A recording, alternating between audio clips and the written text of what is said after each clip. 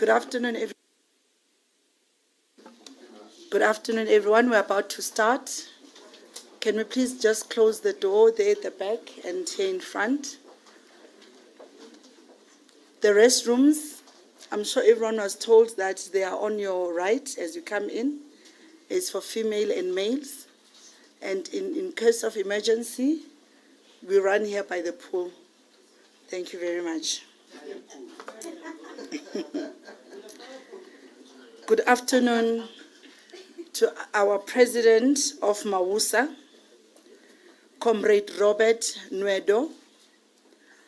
I greet the former Secretary General of Umkhonto weSizwe Party, Comrade Floyd Shivambu. I greet the members of the media, comrades and fellow South Africans. This marks an official opening of the press conference. Thank you for being here during this important time in our nation, the Youth Month, when we honor Amaqhawe namaqhawekazi of 1976 generation, and we remember Kliptown of 1955, when the Freedom Charter was adopted.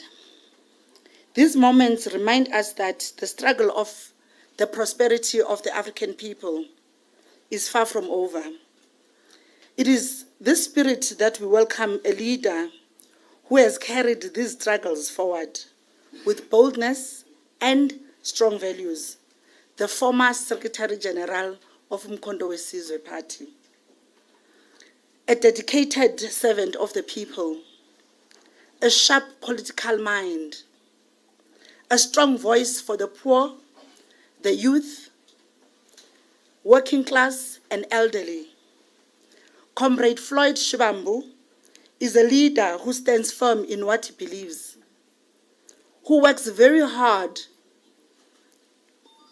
to bring the real change, and he leads through action. A leader who has never been afraid to challenge injustice, no matter the cost. Comrade Shivambu, the nation has been waiting for this moment. Please come forward. Thank you. No, I have to take off this cap because so that I can be seen properly and and be much more visible. Not that. No, it's this cap, but it's a relevant. Thank you very much, Comrade Nolu Babalo Mkinga, who has volunteered to assist us in terms of this process, and want to also acknowledge the President of Manda Ashu Workers Union of South Africa, which I'm a volunteer of. I'm a volunteer of Mawusa, a union that organizes workers, community workers, and workers that are organized under the expanded public works program. And I want to also acknowledge the leadership that is here. I don't know if they must mention them by names. Former Treasurer General of Umkhonto weSizwe, Menzima Gubane, is with us here. And we've got the Comrade Mahlaba, organizer of Umkhonto weSizwe. Musa Nobela, we've got the former provincial convener of Mpumalanga, who convened before elections pro-cause. Not those who came after elections in terms of the work. And members of the media and the people of South Africa, we send our revolutionary greetings to all the people of South Africa and black people in the African continent and in the African diaspora. We have called this press conference to speak about some of the recent political developments as it relates to the roles that we're playing in Umkhonto weSizwe, that on the 3rd of June 2025, the leadership of Umkhonto weSizwe, after national officials meeting, announced the discontinuation of my role as the Secretary General of Umkhonto weSizwe. And when the appointment or the announcement was made, there was an indication that will be redeployed to the National Assembly to form part of the parliamentary caucus of Umkhonto weSizwe.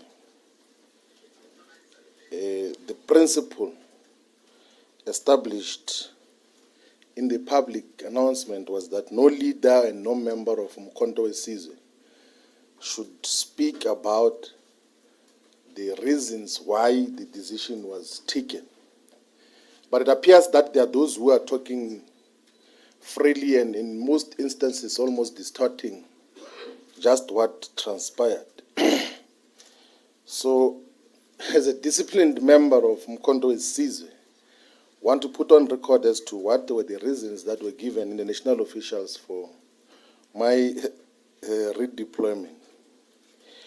The reason given in the national officials for my redeployment or removal as Secretary General was that I want to overthrow President Zuma as the president of Umkhonto weSizwe. That is what was said. That all the work that we were doing as Secretary General of establishing structures and identifying leaders was meant ultimately at the removal of President Zuma as president of Umkhonto weSizwe. And as part of that reasoning, an extremely bizarre and fake intelligence report was produced, which was claimed to be a conversation between me and some people in the African continent, where it is alleged that despite raising money to remove President Zuma, I'm also accumulating supernatural powers to make people disappear. That is the reason why we had to deal with superstitious issues as the basis of what happens, that there's apparently a head which I was going to be given to give to someone, and some people were going to die so that I can become president of Umkhonto weSizwe. That was the intelligence report which were rejected with contempt and said that that is absolute rubbish, and said that if anyone claims to have my WhatsApp conversations, I can hand over my phone. I even offered in the meeting that take my phone and check not only the messages that you claim were about the removal of President Zuma, also check any other message about anything that I communicate as a leader of Umkhonto weSizwe. Because there's a principle which I always uphold, that there is nothing that I do privately that I cannot own up publicly. Nothing, including personal relations. There's nothing that I will ever do privately which we cannot own up publicly. And we accepted the redeployment to Parliament with those misgivings that we're going to make people disappear in order to take over the leadership of Umkhonto weSizwe. And in a subsequent meeting post that, another fake report was presented which claims to be WhatsApp conversations between me and someone else, where I'm reported to be saying that, I'm going to use Parliament now to take over the party. And I've got money from Stellenbosch who are going to take over the party through Parliament. They are taking me closer to where we're going to take power. And as a result, a decision was taken which was not yet communicated, that even this thing of Parliament must not happen. In fact, the former Secretary General, which is myself, must be expelled from the organization. A letter was written and was put in the briefcase of the president, who said that he's going to dispatch it as and when he feels like to discontinue my membership of Umkhonto weSizwe. Those are actual facts in terms of the reason. And where does this come from? So the president of Umkhonto weSizwe, whom I dearly and so deeply respect, is surrounded by political scoundrels who opportunistically use his kindness, sometimes gullibility that comes with age, to write down fake intelligence report to influence him towards wrong directions. And the reason they do that is because they want to steal money from Mkhonto weSizwe. And they are doing so now. Withdrawal of not less than 7 million rand every month from the organizational coffers.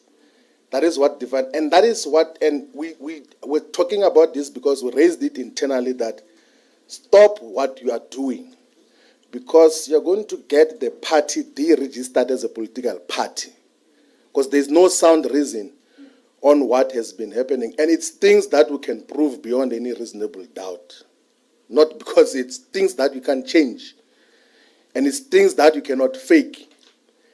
And for that reason, when we raise every TG who has ever raised that got to be removed as leadership of Mkhonto weSizwe. And there's no TG who has resigned as Mkhonto weSizwe. All of them were removed to then deal with scoundrels who surround President Zuma to steal money of the organization. I carried my responsibilities as a leader of Mkhonto weSizwe with utmost respect and respected everyone.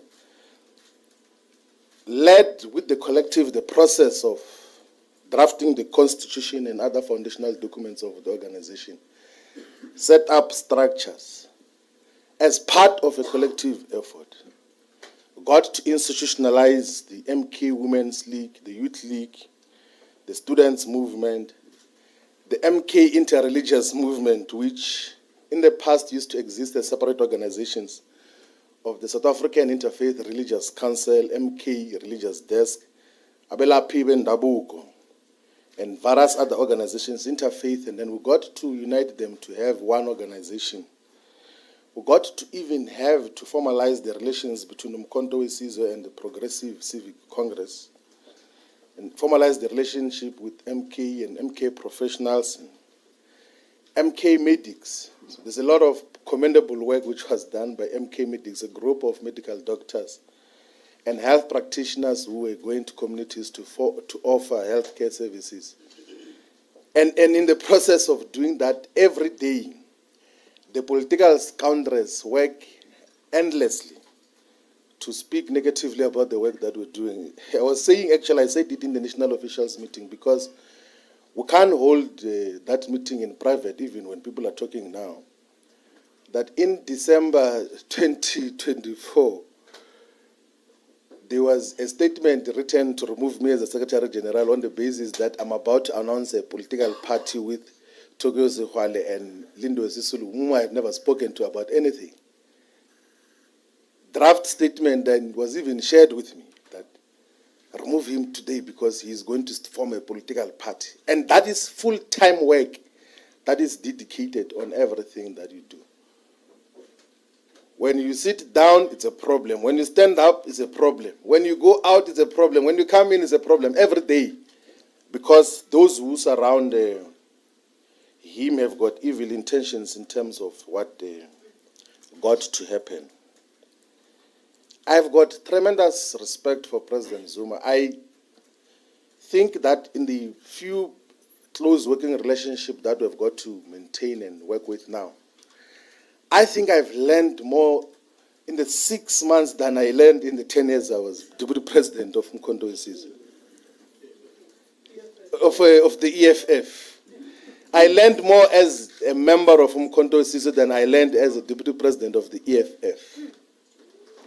In terms of real politics and appreciation of both the domestic and the global politics much more thoroughly in terms of the issues. And under no circumstances would I ever fault President Zuma and his politics. I joined Mkhonto weSizwe because I thought that as part of the political historiography of South Africa, his politics and character should be protected and a legacy built around his proper politics, not the ones of gullibility and producing of fake intelligence report.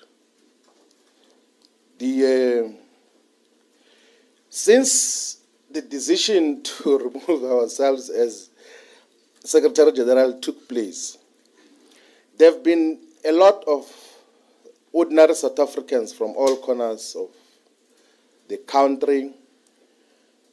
There have been a lot of comrades who came from Mkhonto Wesizwe, from the ANC, from the EFF, to say, what then do we do moving forward? Because I did explain to them what were the developments. And a substantial number of those say that don't ever try to join the ANC, and I fully agree with them. That will never join the ANC. It's directionless, it doesn't know what it's doing, it's in collaboration with the white system now. And that there are those who say don't ever join or rejoin the economic freedom fighters because it's a cult, and I agree with them. There is no space for sound ideological reasoning, and there's no self-respecting person who can join both the ANC and the EFF. I agree with that fully. And there are those who said that these fundamental weaknesses with Mkhonto Wesizwe, that the organization seems to be run by a family and seems to be inconsistent on issues of discipline, seems to be directionless and sometimes takes conservative and reactionary positions. I say that part of the reasons why we joined Mkhonto Wesizwe, we could observe from far that we can't allow in South Africa a political organization that can become a tribalist and regional organization with such influence. Instead of throwing insults at MK, we have to play a role in contributing to its ideological character and politics and direction. And I think that we did successfully in terms of what happened. Now, these several observations about the organization of Mkhonto Wesizwe, some are correct, some I will reserve my observations on because I can't abuse the fact that I occupied a very senior role and had access to almost every development that happens there. But those who want to hear my views privately, we can speak about that, but I will never abuse the fact that there's a role that we played. I did that when I left the EFF, that I said I will never speak bad about the EFF when I was MK, and I never did. And I will never speak bad about the MK. I will never demonize its perspective. But also of those who came, there are those who said that we should form a political party or a political movement to contest the 2026 and 2029 elections. My view about the formation of a political party is that a political party must never be founded by an individual.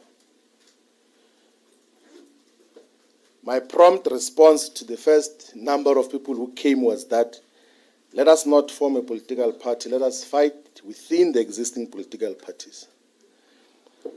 But that if we were to form a political party, let us go to the people of South Africa and ask them if they want to have a political party. We can't form a political party as a group of friends and as few individuals. So a political party should never be an individual project where you feel like, no, I want to start a political party and then you start it. It must never be a family project. It's very dangerous to have political parties which are family run. A political party must not be a tribal or ethnic project. In South Africa of today, a political party must not be a regional, must not even be a provincial party. A political party must not be a platform for self-enrichment. It must not be a fiefdom. It must not be a cult. If anything, a political party should be a fighting instrument and vehicle for the people of South Africa, must deeply espouse the principles of democracy and democratic consultations in terms of how decisions are taken. must be transparent and must be accountable in the work that it does. So to the comrades that came to say, let us form a political party, we said that we can't take that decision. Let us subject that process to the people of South Africa. So we're here today to announce that we're going to be convening the process of consulting the people of South Africa on the formation of a political movement that will be a true representative of the people of South Africa, and not a personal project, and not a group of friends project, not a cult, and not a fiefdom. So over the next few months, we will be consulting all the traditional leaders, we will be consulting all the church leaders, religious leaders in different institutions. We will be seeking the views and opinions of all the manifestations of the Zion Christian Church, of the Nazareth Baptist Church, of the IPCC, of the 12 Apostle Church in Christ, of the 12 Apostle Church in Trinity, of the Bantu Church of Christ, and all the charismatic churches. We will be seeking opinions as well of prominent leaders of society and the people that we have access to. Pastors Matebula, Pastor Archbishop Zondo, Malumani Musasono, Giet Kosa, Pastor Bishop Don Phillips. We will be seeking the wisdom of prominent South Africans, inclusive of Dr. Ivan Koza, of Dr. Patrice Mutsipi, of Dr. Keza Mtaung, of Dr. Michael Nkuna. We will be seeking opinions of different sectors of society as to, is there a need to form a political party? That is the first question that we're going to ask. That if yes, what should be the values and principles of that political party? And what should distinguish that political party from the existing political parties? So those are the questions that we're going to be asking. We're also going to ask as to how should that political party be funded? So those are the questions that we're going to be asking different communities and constituencies across South Africa. It's not the first time that I'm engaged in a process similar to what we're going to be dealing with now. When I was a leader of the ANC Youth League, having spent 5 years in the national leadership of the ANC Youth League, and strongly believed that time that there was a suppression of the struggle for economic freedom in our lifetime.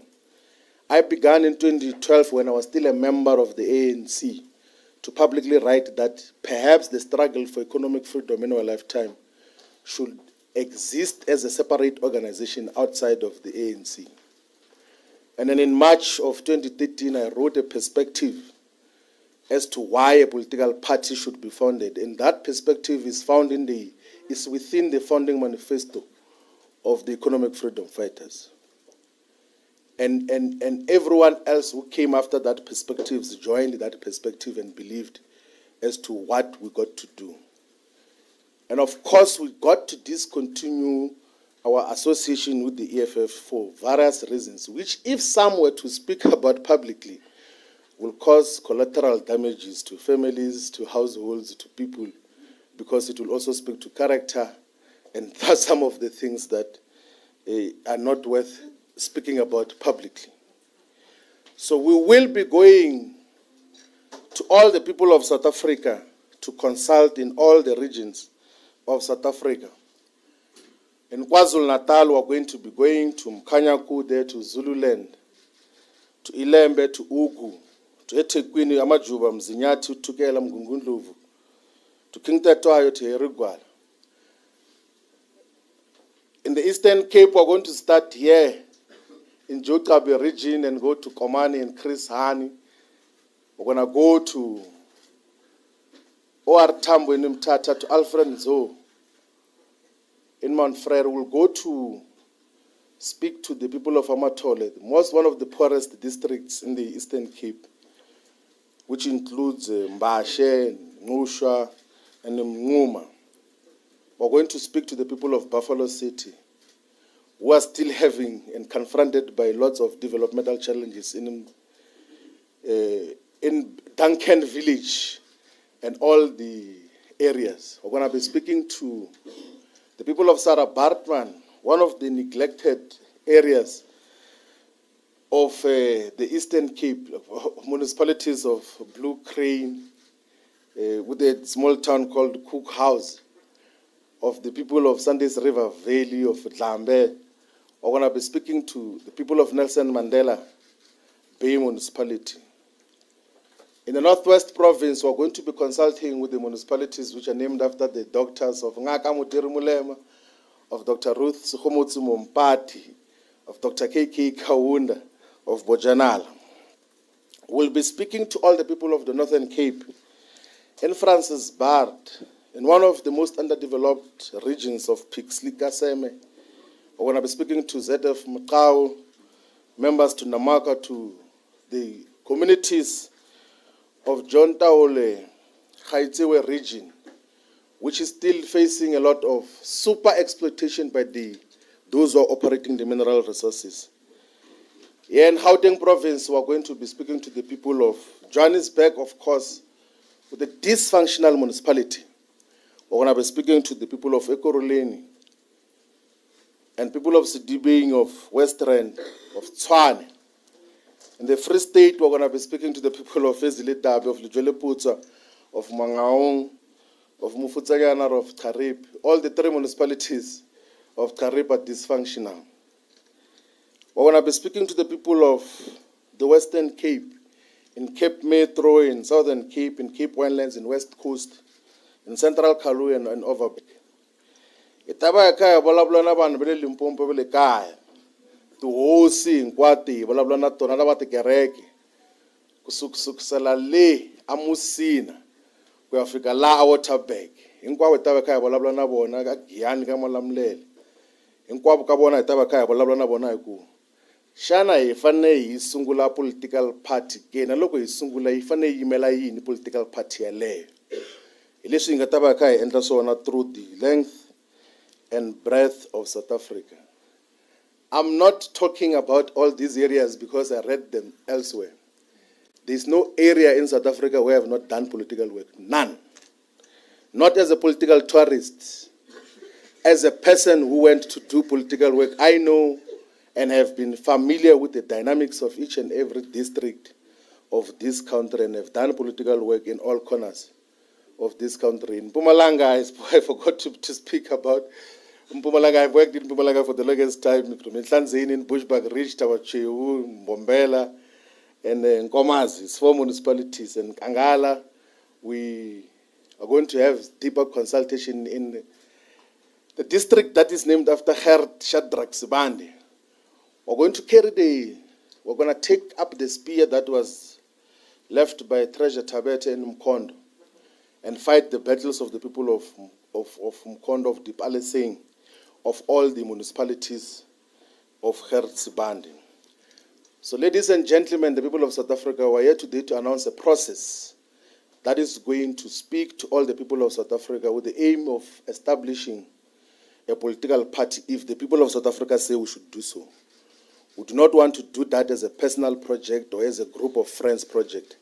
It must be a party that is owned by the people of South Africa. So that is basically what we had called this press conference to communicate, and we will be going to the ground to speak to the people. We'll be talking to young people via social media platforms and other media platforms. Will provide platforms as to how the engagements are going to happen. We are going to next week announce the leadership core that is going to be responsible for the consultation process. And that leadership will be coming from all the provinces of South Africa, will be properly gender balanced, and not just a group of men or boys. It will be a combination of different skills and capacities so that we're able to listen much more attentively to all the people of South Africa. We thank you very much for having attended this otherwise intimate briefing on what we had to deal with. Thank you very much.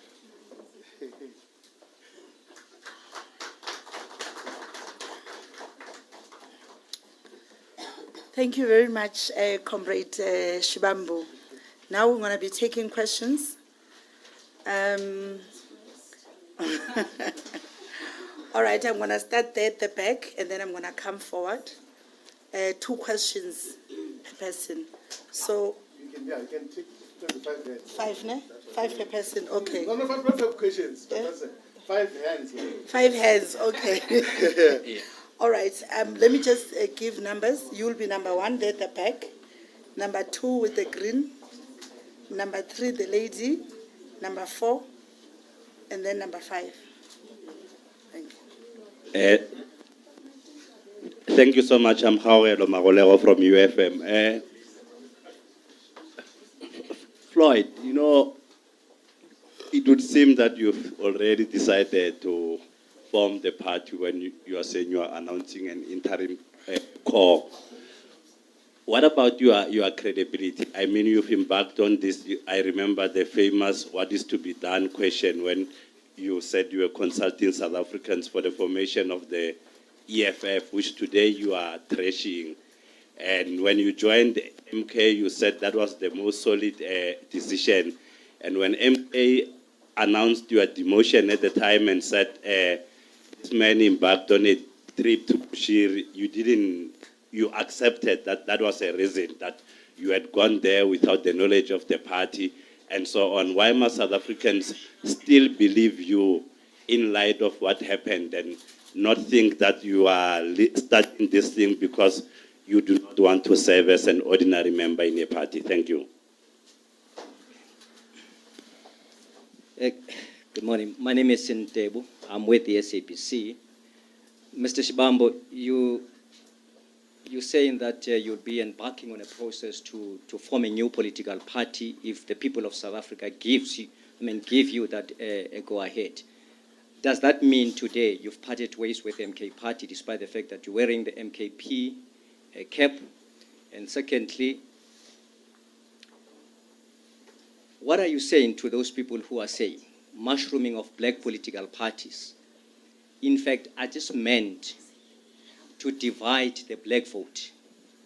Aren't you seeing yourself as maybe part of those who are duped into forming political parties only to benefit the very same people that you are saying are the white monopoly capital, because those people seem to be getting funding from the very people that you accused as the white monopoly capital?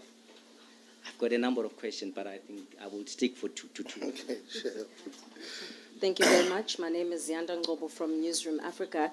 Mr. Shivambu, just to follow up on Deb, what's your current status in the MK party? Have you officially resigned? If so, when did that happen? And you say you're going to be traversing parts of the country and different regions. Where are you getting the money for this? How exactly are you going to be going about it? And then I just want to go back a little bit here. With regards to your Bushiri trip, I mean, you and I sat down 3 weeks ago where you basically said, that the leader of the MK party knew about this trip. Did you ever get a chance to sit down with him one-on-one to discuss this? You've already told us about intelligence reports. What did he say to you with regards to these intelligence reports? Because he seemed very upset during those Youth Day rallies. So maybe take us into your confidence, because it links to the credibility question that's been asked, because you had told me that you would never resign from the MK party. So please take us into your confidence in terms of that decision-making process. Yeah, I'll leave it there for now. Here from African Times. I actually wanted to ask the same question, that have you officially resigned? Oh, okay. Okay, Namazulu Moyo here from African Times. I actually wanted to ask the same question, that have you officially resigned from the MK party? And also, you're talking about organizing people that are going to be approaching citizens from next week. How long does it take? Why is it so fast? Have you been in this process for a long time already, or what? Thank you.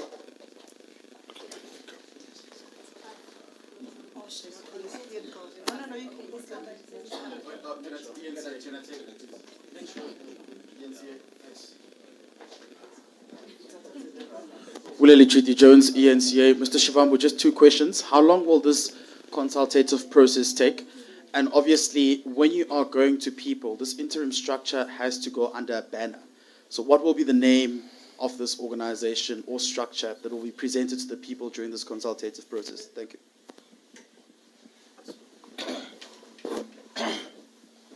No, thank you very much for the questions. I have not resigned from Consultation, and I will never resign from Consultation.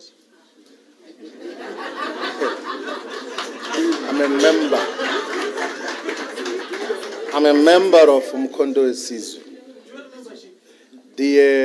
So the Constitution of Mkhonto says that members are not allowed to participate in activities and programs of political parties whose aims and objectives are opposed to the objectives of Mkhonto.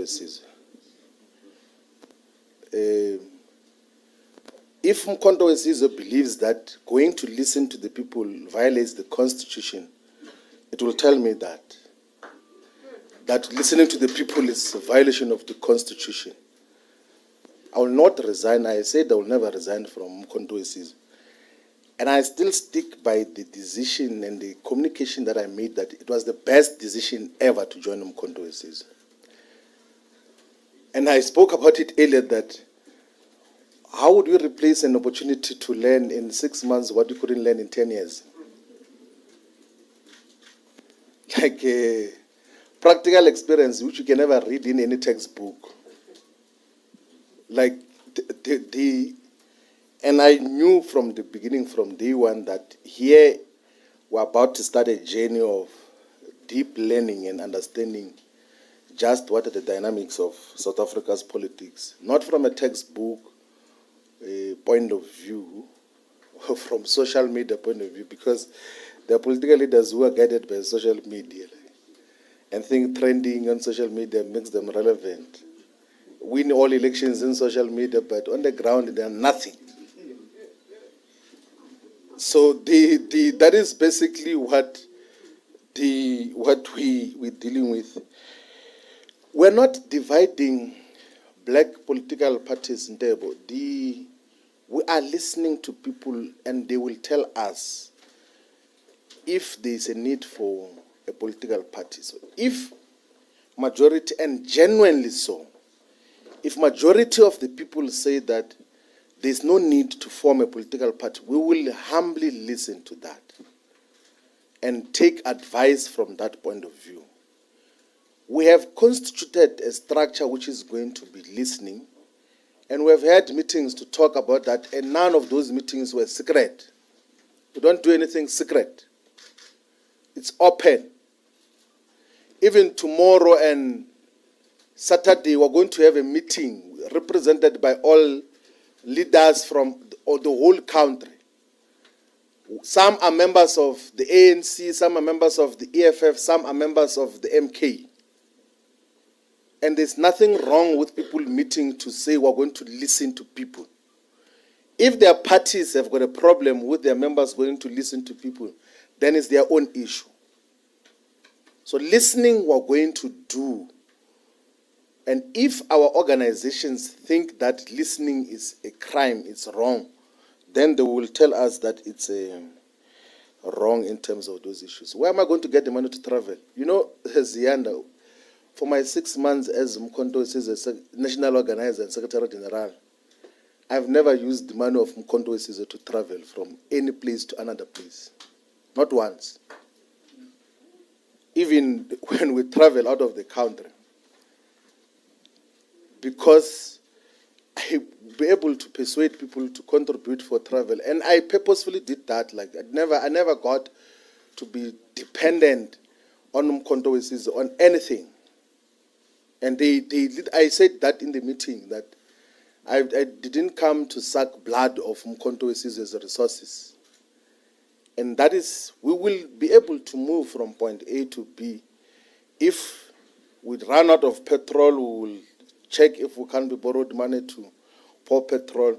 If there is no petrol, we'll hike. We'll stand on the street and say, this way we're going to Mthatha and then go and speak to the people. That is what we're going to do. But moving from point A to B, we'll be able to move in terms of how the process is going to happen. So the leadership collective that is going to meet, which is not a secret, is going to determine the program of action, the length and the process of consultation, and then we will be able to deal with these issues. Now, comrades, this thing is simple. Don't do things that you don't believe in. And don't associate with projects that you don't believe in. Never ever sacrifice principle on the altar of political convenience. It doesn't matter what happens. It doesn't matter if that is going to break friendship and people that you have known the rest of your life, brotherhood and all of those things there.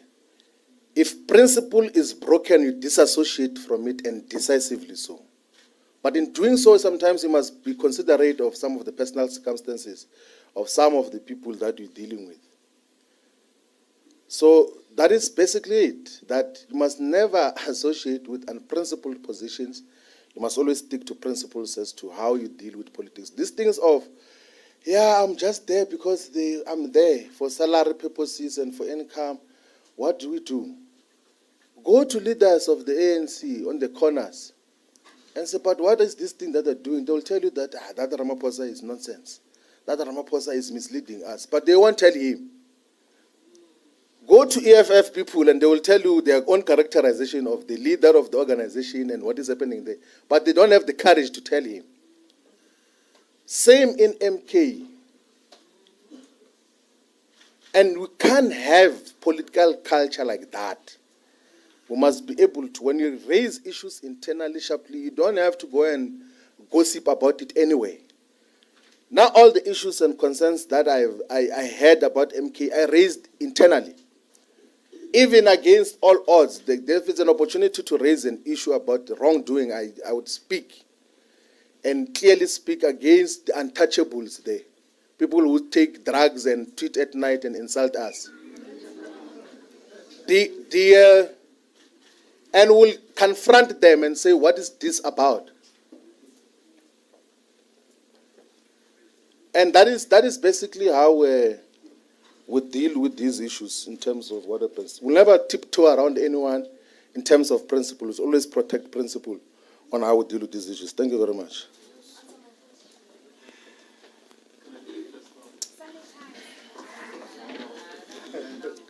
Thank you very much, comrade. Number 1, number 2, Sandile. Number 3, number 4, number 5. We're going to attend to everyone, don't worry. Thank you. Number 1. Okay, I'm Kopano with MDN TV. Just 2 questions. What happened to unity under the MKP? And then my second question is that, Mr. Shivambu, do you feel like you were being used as a tool to destabilize the EFF? Thank you.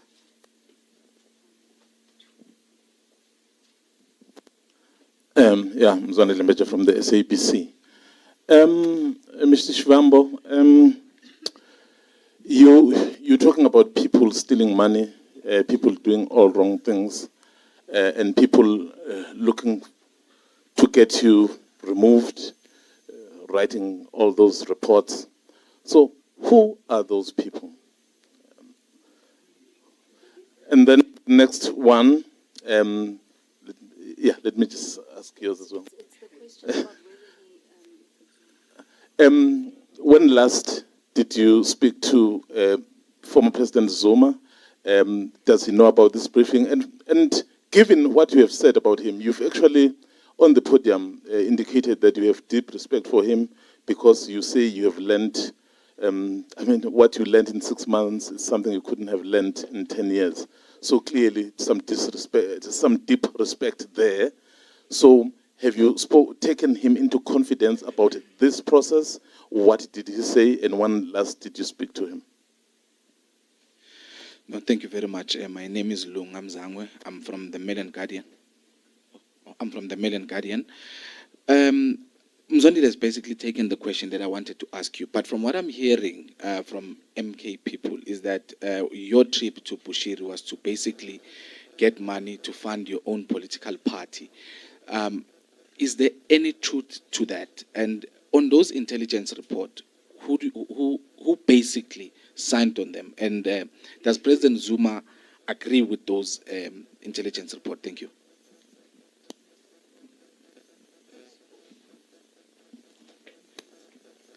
Good day, Nkosinathi Shazi from Power FM News. Mr. Shivambu, I just have one question. You've probably weighed up all the possible scenarios. Are you ready for the consequences on if the people say we do not want a political party, you reporting back to Umkhonto weSizwe? And my second question, if the people do want a political party, could this be the start of your new solo personal political journey? Now, of course, in that context, what I mean is when you were at the EFF, you're always seen as the number 2 of Umalema, despite being the brains of the EFF. You came into Umkhonto weSizwe, a national organizer, secretary general. You've described them as an ethnic party. You've been demoted to parliament as a member of parliament. So is this your moment, your defining moment in politics where you say, you know what, I'm ready to do this alone. I'm ready to go at it despite my circumstances. Thank you very much. Good afternoon. Is it on? Good afternoon. My name is Sisanda Mbolekwa from the Sunday Times. Mr. Shivambu, for clarity, the decision to move from the EFF to the MK party, you called it the best and the sound or solid decision. I'm asking you if you do not regret that moment, reflecting upon where we are today. And secondly, you say that you're going to retain your membership of Umkhonto weSizwe party. Can we reasonably expect South Africans and the electorate to take the MK party seriously as a political vehicle when it's been consistently characterized by chaos and fiefdom around President Zuma? Thank you very much.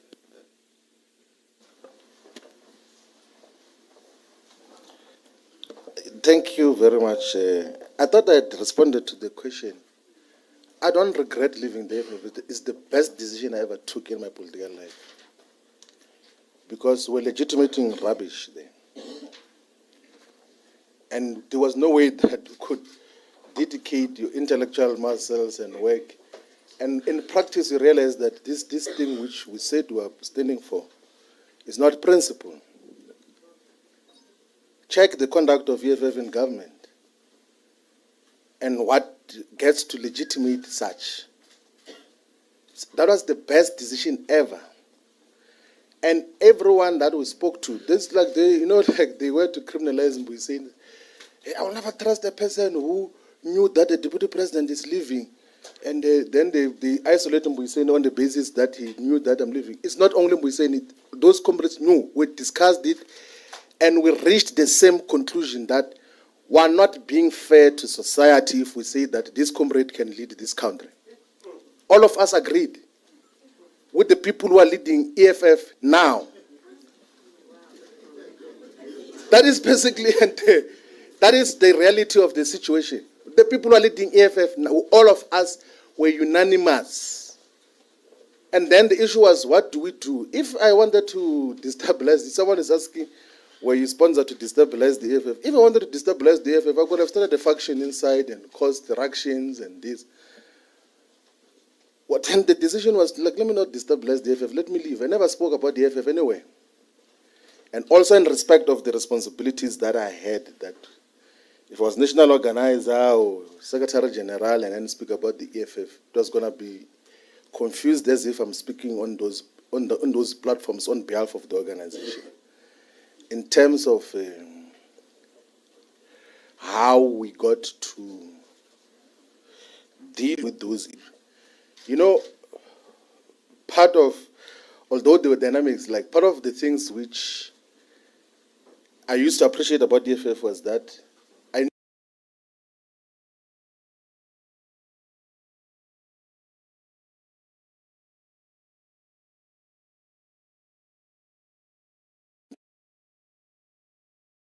realized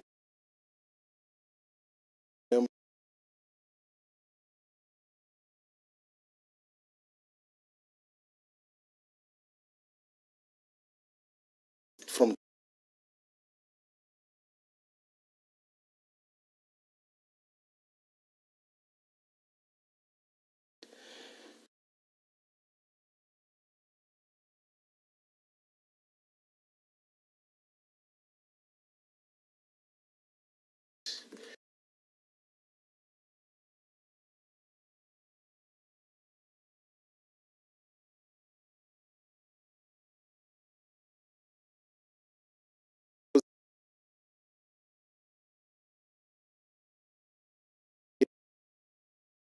I didn't sit in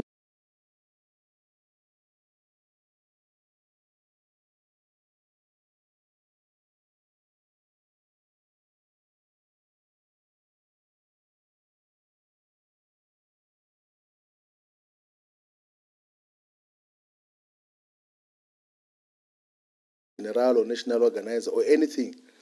Not once did I go and speak to President Zuma and say, please don't remove me as SG here, I'm the best and everything else there.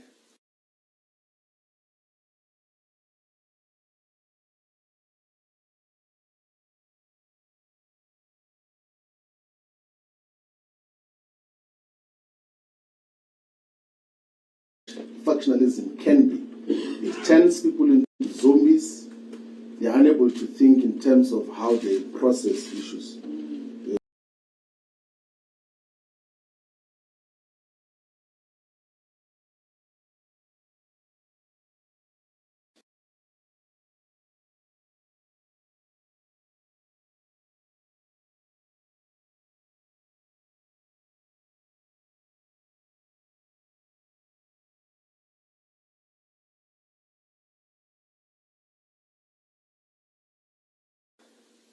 I think we all agree that if you were to isolate black people, whether they come from the black consciousness, political view, or Pan-Africanist, or economic freedom in our lifetime, or charterist, or those who believe in MK and all other organizations, if you were to isolate black people and say just what do we need as the top priority issues for black people that have to be done in this country, we're going to come out with the same things.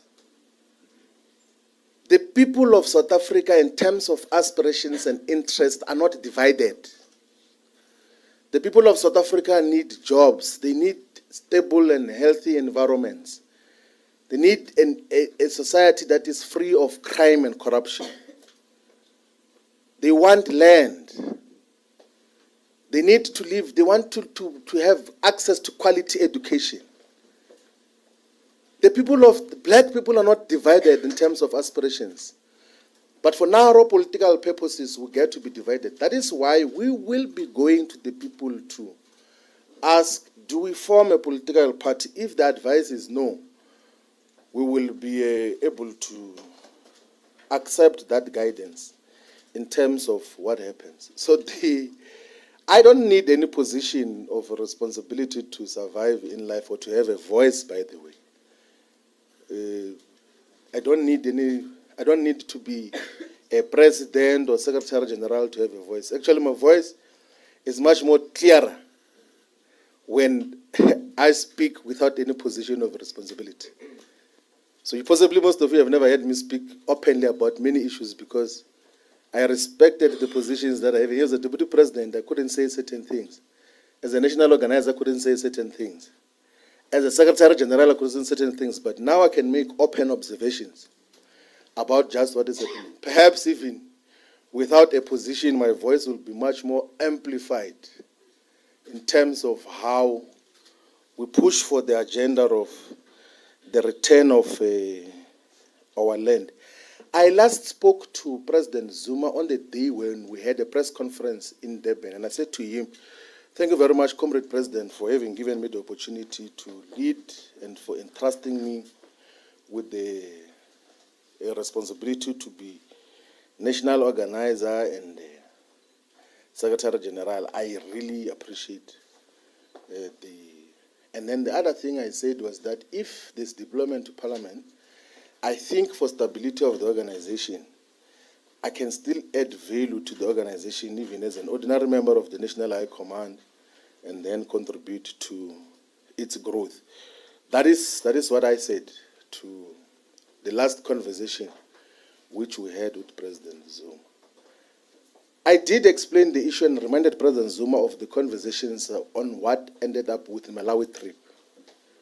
And throughout my explanation and reminding him of our conversation in Namibia, he agreed to that. He says, "Ngiyakumbula." When the DSG sitting next to me was even saying, wrote me a note that you are safe, they won't do anything to you.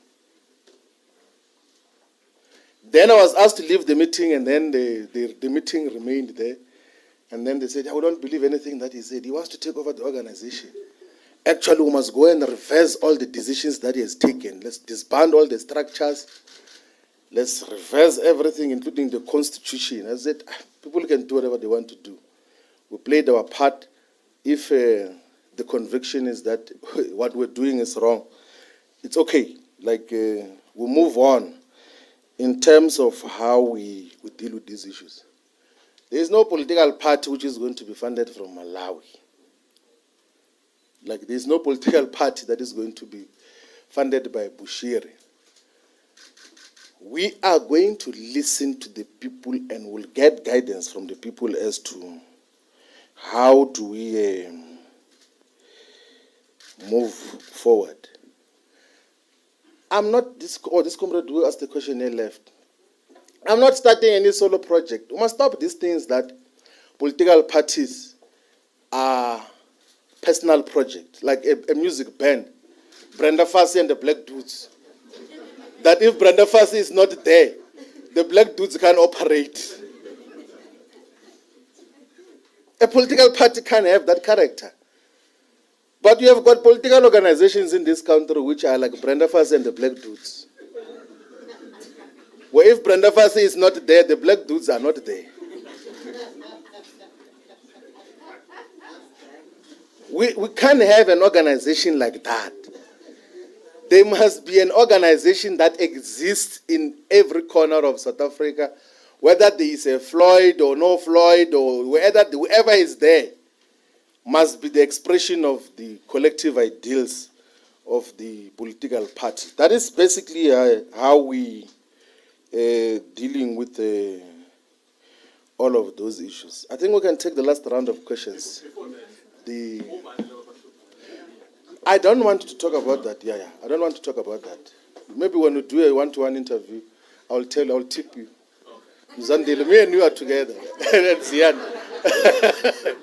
Sure. Thank you, Comrade Shivambu. Another round. We'll go one. And then 2, 3, 4. There at the back, Mr. Afro. 5, and then we'll go with you, and then you. Thank you. Okay, we go. We gave you a chance now. Okay, you the last one. Thank you. Thank you. Molweni nonke, Kamalam Gunziki Mazwai from the Moya podcast. So, Floyd, you did say that you don't want to be surrounded by yes men, right? And I want to find out that a lot of people were complaining about it being difficult to work with you on a personal level. And I want to know which part you hold yourself accountable to, and if you feel as if there is some personality dynamics that you need to work on yourself, perhaps to be a better leader, to be able to connect with people, or you think it's just all rubbish. And then abantu bafuna ukwazi uba uDudu ebekuthukela ntoni that night. Enkosi.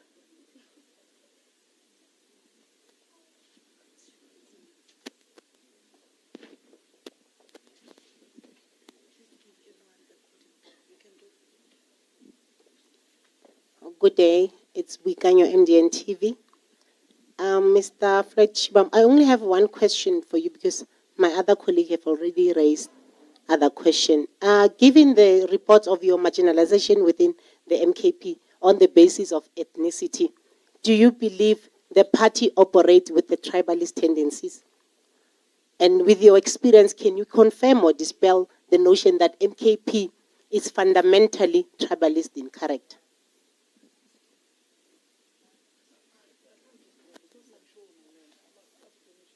You can talk. Hi, I'm Amanda Koza from News 24. Mr. Shivambu, I just wanted to know what will happen in the event that MK comes out later saying that you're expelled, if they decide to expel you this afternoon, having said everything that you've said.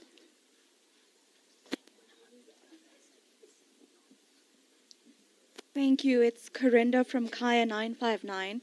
I'd just like to confirm, would this briefing be the first time that other members of MKP are hearing about your plans to try and launch another party, including the former president? And then, sir, you say you won't resign, but you're looking to launch another political party. So if that works, then how would it add up? Would you be then campaigning for both parties? Thank you. Okay, Tiseto Malawi from PEM News. Mr. Floyd, Julius Malema once said that Jacob Zuma uses people. The only person that he never uses is his daughter. Do you think that's how the man operates? And then the second one, Tutuzile once accused you of stealing, map out your innocence on Twitter. Okay, mismanaging funds, sorry. Mismanaging funds. Sorry, mismanaging funds, sorry. And then, okay, the last question is that you once made claims that you can easily mobilize members of the EFF to join you. And now you are saying that you're going to consult if you can start a political party from South Africans. If they say that you can start a political party, do you think those leaders and members will join you in that party? Thank you.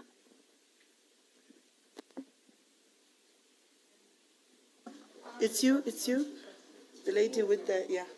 All right, my name is Tando Mayeko and I'm from the Business Day. Mr. Shivambu, just please explain the banners behind you. I think you forgot to explain the name of this organization. What is it? Is it an NGO? Is it a church? What is it? And then what's this? Just please also kindly explain who is funding this organization. And then is MK still credible? And then just going back on your accusations of an intelligence report that was used against you by the MK national officials. Are you surprised that an intelligence report was used, considering that the State Capture Commission or the Zondo Commission found that former President Jacob Zuma used to use intelligence reports against his political defectors? Thanks. Okay. Cindy Sontlabati from the Heartland Network. Mr. Floyd, you've characterized your session, your time now moving forward. And I would greatly like to know, in terms of the perspective of the vision of the South Africa that you dream of, maybe if you can give us the ultimate end goal, that this is the vision I have, or the vision we have as a collective that you are part of now, in terms of what is the South Africa that you are looking towards. Thank you. Mr. Shivambu, Doreen Mukhulu here.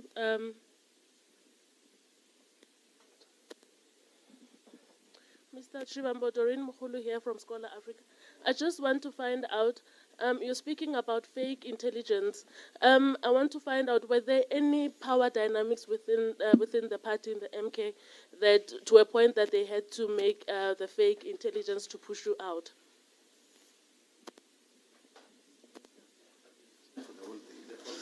It's a follow-up. Floyd, I asked about the issue of credibility. Look, you, on your own admission, that having left the EFF, anyone that was perceived to be loyal to you, you believe that they were victimized. Are you still willing to now have more careers being destroyed by joining a new entity that you are forming? Should South Africans still regard you as a credible voice when you have served 11 years in an organization and now you are calling it a personal fiefdom? Where was the foresight then? As an educated man, shouldn't you have figured this out much earlier? And the same thing, attitude would be adopted in case of MK, because you've been there for literally 10 months. that then raises the question of your own personal judgment that you should have foresaw that there's trouble there, that Mr. Zuma is quite elderly and gullible, as you put it. So it speaks to your own personal judgment. Thanks. I think that is your opinion. Let's give it to you. It's your own opinion. Like, it's not a question. Like, really, and we can't help you. And different people will have different perspectives in terms of what happens. I do know, Ntsiki, I think in conducting political work, like I think those that we have worked with before, the difficulty that they have is when we have got leadership responsibilities. One, I refuse to have private meetings or private engagements. So there is a lady from Mpumalanga who, I think it's called Mary or something like that. So the first meeting I attended of MK, there was a decision, I didn't even know who she is. There was a decision to expel her, and then another meeting. And actually, in the first meeting, I even said that, please don't expel comrades, it's too early, let us go and engage with them. And it's in the minutes of MK that said, don't expel her, further engagements and all of those things. Then another decision was taken, but some of the decisions had to be written and signed by me, even when you have expressed a different view inside. Then she asked for a private meeting to brief me. Then I said, I can't do that. And I said it actually in the national officials meeting that majority of times, comrades would want to meet you privately and be buddy-buddy so that they are protected when they do wrong things in the organization. And that is the conduct that we got to deal with. You know, I'm very close to Mzobe. We always say that we have known each other for more than 20 years, but he was head of presidency. When I was doing wrong things, I'll write him a letter that you're not doing your work properly as head of presidency. And wrote it in an organizational report that, yes, and he will also give me criticisms as well that, hey, you're too closed up and all of those things, but that is how organizations are run. You can't run it through friendship in terms of how you then get to conduct yourselves. But if there are other issues, we can be able to listen to that. MK is not tribalist. It's not a tribalist organization. There's no tribalism. I never got to encounter tribalism. But I know there are people who mischaracterize the organization because also it was still at its formative stages. So there are people who truly believe that it's an organization to liberate Zulu-speaking people.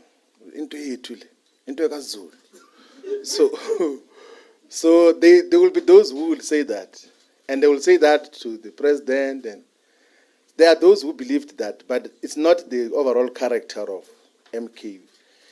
These extremely brilliant comrades and activists that are in Kontowe Sizwe, who understand politics properly, organizing, mobilization, and there's never been a problem of tribalism which can be elevated. I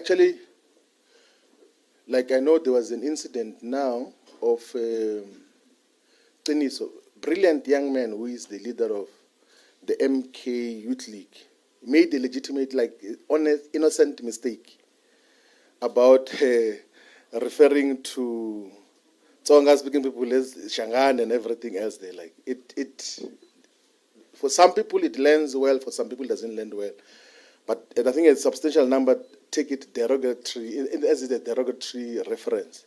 But he didn't mean bad, like he was not doing it in a vindictive and tribalist way. I know him that Teniso is a proper comrade who has got a bright future in the politics of South Africa. So there's no tribalism in the organization. I don't agree with the analysis of Julius about President Zuma. I don't. I've got to interact with him and all of those other things. But I know there are times where I think former president, or former secretary general who worked with him for the longest time in the ANC, Halima Motlanthe, I think when he did an interview with Sizwe, he said that the limitation with President Zuma is that sometimes he can be persuaded about an issue outside of organizational structures and want to take a decision based on what was the persuasion outside of organizational structures. So that becomes a dilemma for any, particularly as a Secretary General, because once you have taken resolutions collectively, your expectation is that you must collectively communicate and defend those resolutions. And that time he has now reconsidered the decisions that were taken before, and then it then becomes difficult to move forward in terms of... I think that observation, which I share, was already communicated by former SG of the ANC, Halima Motlanthe, when President Zuma was in office. So that dynamic is a limitation generally, that he meets way too many people. And in the process, sometimes he meets people and then he says, and then those people interpret that as if he agreed to whatever they were saying. And that is the dynamic. But I don't agree at all that he uses people. He is trusted by the people of KwaZulu-Natal and by the people of South Africa. The journey we're building was to expand the message of what he stands for. And he is not opportunist in terms of how he communicates political principle. Like even in closed spaces, there could be I'll give you an example, for instance, that the Moroccan embassy wanted to buy the position of MK to say that MK should support Morocco's operation over Western Sahara. And then there are those closer to him who visited Morocco, were promised money, and then they came back and said, MK must agree with Morocco's operation of Western Sahara. Then when he realizes that they won't understand this, then he called me into the meeting. Then said to the Moroccan ambassador and political secretary that we are not going to agree with you. If we are going to have engagements with the Kingdom of Morocco, we must talk to the SADR here and the Polisario Front, which is the liberation movement, fighting for the liberation of Western Sahara. And then we agreed on that principled positions. I wrote a letter on the 27th of March to the Polisario Front to say that the president will engage with you before he engages with Morocco, because it's now 50 years since the operation got to happen over Western Sahara by Morocco. And you saw what happened. Immediately we were suspended. What is that? Not suspended, that thing of redeployed. Then the Moroccan government issued a statement which is undersigned by Mkhonto Wesizwe to say that Mkhonto Wesizwe supports its operation over Western Sahara.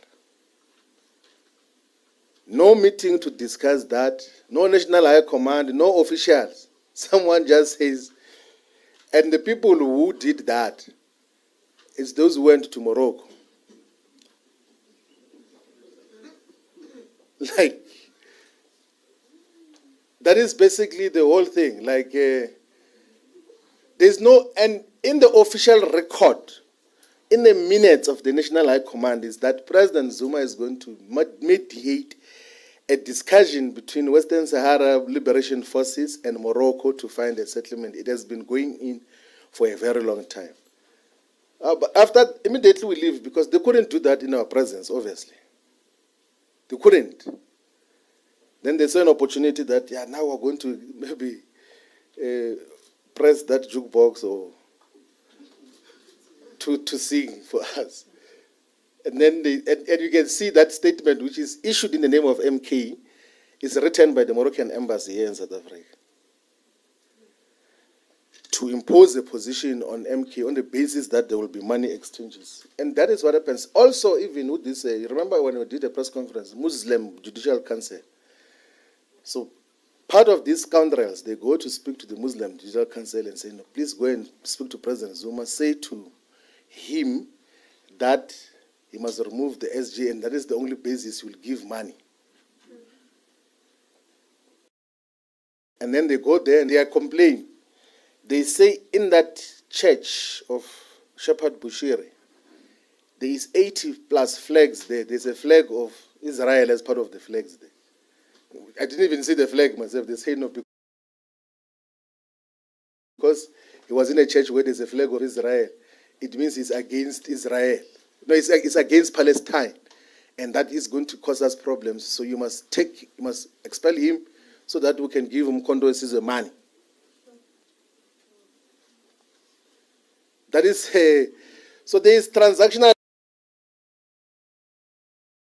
issues that also guide decisions and policy. Zondo, the judge, like, I have no respect for Zondo, zero. And he actually made me to have much more deeper respect for President Zuma. Like, I have no respect for that nonsense of state capture, inquiry nonsense that I've got no regard, none whatsoever of those. It can't be my point of reference on anything. Like, even the whole decision to get President Zuma arrested was absolute rubbish. Even that time as a deputy president of the EFF, I condemned that. I took international interviews, wrote articles publicly to condemn what Zondo did in terms of arresting of President Zuma. I will never make reference to that as a basis of anything else. He was used by the capitalist establishment to. He was not a judge, he was just an instrument of capitalism and for wrong purposes in terms of what happens.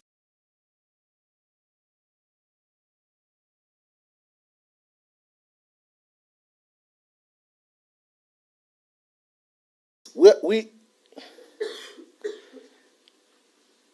funding for termination of membership, so be it. It's not the first time. Like, my membership of the ANC, I was not even expelled in the ANC, I was suspended. And I left. You know, this thing of political parties thinking that people are desperate for their membership, it must come to an end. And that people must beg for membership.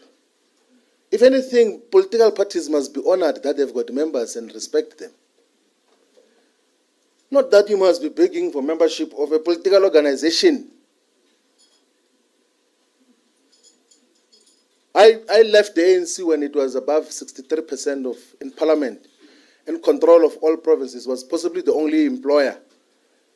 Had influence and lots of friends and people that I knew throughout my life left.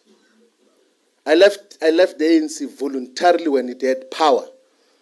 Why would I be perturbed about being expelled by Mkondo who doesn't have power? Like, what will be like? That is the issue. I don't beg membership of political organizations. I deal with these issues differently. You know, I used to say all the time to the DSG of Mkondo Sizwe that let's do our work. People can say whatever they want to say, they can scream and everything else. We take decisions, we implement, we go towards that are having by-elections. Before we went towards, the MK never used to win by-elections. We used to go towards to preside over volunteers, without photos, without cameras, and pay attention to every little detail, and then we started to win wards. And then some people from parliament, they go a day before elections and they take photos there and they say, we've delivered the ward. After we've delivered it, Richmond we delivered. What goes out delivered? Mandeni we delivered. Like, and we do the work, and 3 months before the by-elections happens, we go there every week. And as we can't be entertaining who says what and everything else. I actually even told one of the provincial coordinators who said, hey, SJ, there are people who are talking about you here. They say you must be removed. I said, oh, man, don't ever send me such a message. Leave those things. If there's a decision to remove me, they will take it, but I'm not going to be sitting down and worried about removal and everything else. That now we take decisions and then we implement what is mandated by the collective, and then build an organization on what should happen. Ladies and gentlemen, the people of South Africa, thank you very much for having listened to us speak for a very long time. We will be visiting all parts of South Africa. Next week, we're going to be announcing the leadership structure that is going to be guiding the listening process, so that we then also will be announcing just where are we going to be visiting for community engagement and interactions with our people. That is how we get to be here. Thank you very much. We are availing ourselves to be at service. We are servants of the people who want to listen. If the guidance is that we must form a political party, we are going to do it decisively and lead our people towards prosperity and total emancipation. Thank you.